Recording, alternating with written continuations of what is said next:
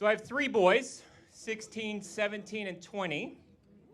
I also have an 8-month-old baby girl. Yeah, tell me you're remarried without telling me you're remarried. It's tough being a parent these days. It's tough, especially to be a dad of boys. My boys, they like to call me by my first name. They call me Shawn.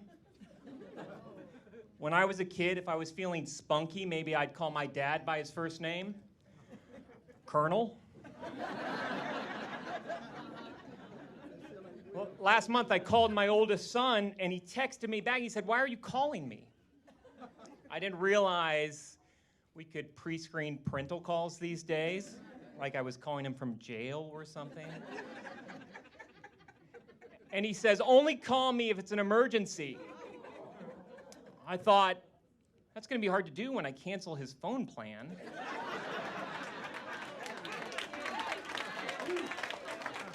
So he called me yesterday and he said, and of course I texted him back. He said, "Why are you calling me?"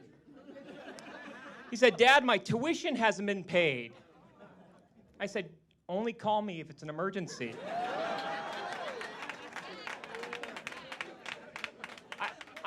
I do love being a new dad again, though, especially being a new dad of a girl. And new dads, you know, they get all of this extra credit for doing basic mom stuff. Yeah, there's half of us in the room that hate that dads get all this credit that moms don't get. And none of the men are in that half. My wife and I took a recent trip with our 8-month-old, and I had forgotten how much you pack when you're traveling with little kids. For a minute, I thought we were flying to colonize Mars. We had so much stuff with us.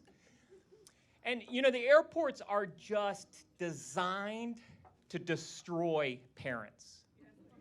It's like an episode of American Ninja Warriors out there. It starts with security, and what you don't realize when you have the stroller, you are the obstacle when you get in security, and you see the business travelers behind you trying to, like, figure out which aisle you're going to get into, where's he going.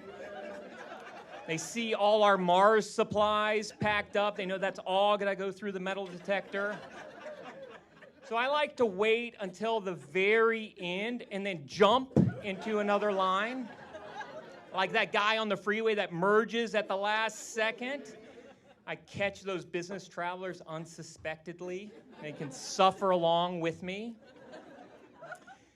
Walking through the terminal, we saw a vending machine called Baby Vend. It sells all the things that you might need for a baby that you forgot to pack. They might as well call those dads traveling without moms. You would never see a mom using one of those machines. Dads, on the other hand, you see them swiping their card and they just hit every single button. There's like a buy one of everything button, so they hit that button. Take it all. Moms, they're part of this like secret society of moms. So if they need something, they just find another mom and they pass baby supplies amongst themselves. Like as if they're moving contraband in a prison. Rather than cases of Marlboro Light in the prison yard, it's baby supplies, diapers. Rather than homemade shanks being passed cell to cell, they're passing baby wipes to each other. So we finally make it to the gate. There's been minimal crying, and it's all been from me, pretty much. And just as we arrive, we hear them announce parents with babies can board. So I'm like, let's go, let's board. We've got all of the stuff we need to get stowed away. And my wife decides this is the perfect moment to go get a coffee. Now, we can't fight about this because there's people around and we've got the baby, so we whisper fight about this. This is a horrible time to get coffee.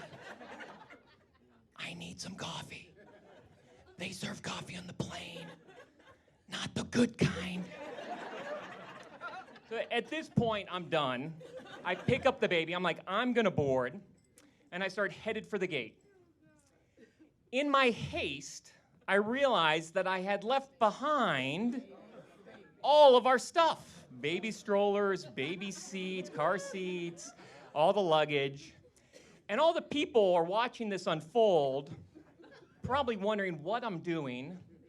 Looks like I'm getting ready to summit Everest. I'm holding my small little victory flag, and behind me is the Sherpa carrying all of our stuff to the gate. The gate agent looks at me in the eyes. I'm thinking he's probably judging me as well. As he swipes our tickets, he locks eyes with my wife, looks back at me holding the baby, looks back at her, and says, "You've got a good one there. He's a real super dad." Now, I don't know about you, but this is about the worst thing that he could have said in that moment. As we're walking down the jetway, I feel her temperature rising behind me. It's probably because she's sweating from carrying all of that stuff to the gate. We get to the seat, and I'm not sure what's next. And then she doesn't say anything. And I think maybe she's going to let it go. Then I begin to think, maybe she agrees.